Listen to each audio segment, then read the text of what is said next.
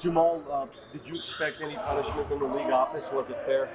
No, I mean, it is what it is, and I take everything full responsibility, so on to the next. Was it just your frustration boiled over? Is that what happened? Yeah, on to the next. I mean, there's not much, 2 days ago, not much for me to say about it right now. Were there any conversations that you had with people or anything just to kind of like apologize or whatever, maybe take responsibility? Do you have any basketball questions?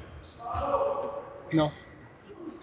Jamal, Mike Malone at the podium said it was a quiet locker room after the game, and you could take that multiple ways. I took that to mean that maybe nobody was stepping up, having something to say. Do you feel like there is a lack of leadership in this moment, or that the team needs something different from you or from Nico?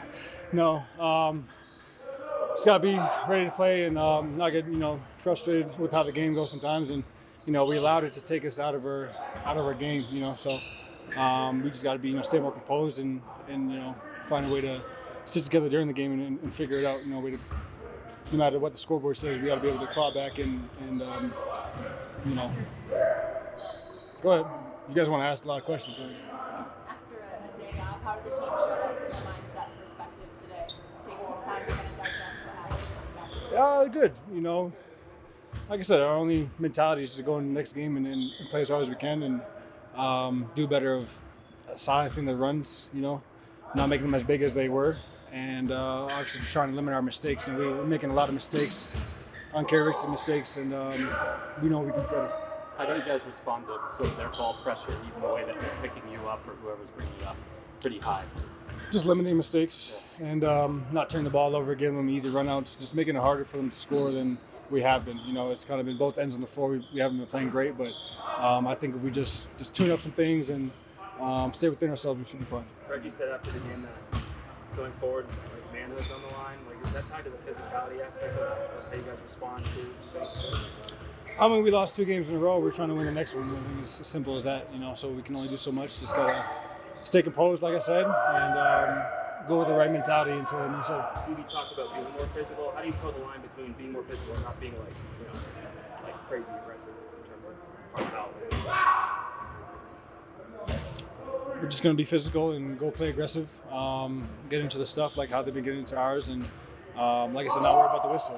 That's not our problem. It's not something we need to spend a lot of time on. So as long as we stay composed and go out there and do what we do. You mentioned staying composed. Now that you've kind of felt what it's like when frustration takes you out of your game, how do you combat that when you get into those moments? Well, you need each other. We need everybody to stay together on the court and be willing to fight. When you're down in the game, no matter the score, when you're down, period, it takes everybody to come back.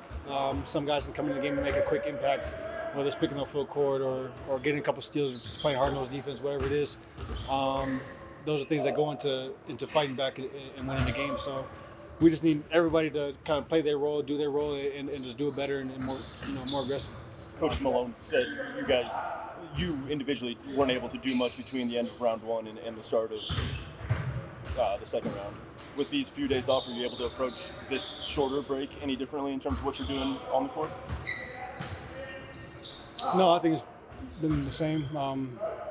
Just doing what I can and trying to give my team what they need out there. I haven't been shooting great, but I think I can still affect the game with different areas.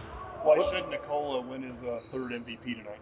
Why what? Why should Nikola win his third MVP tonight? That's something you think he should. Yeah.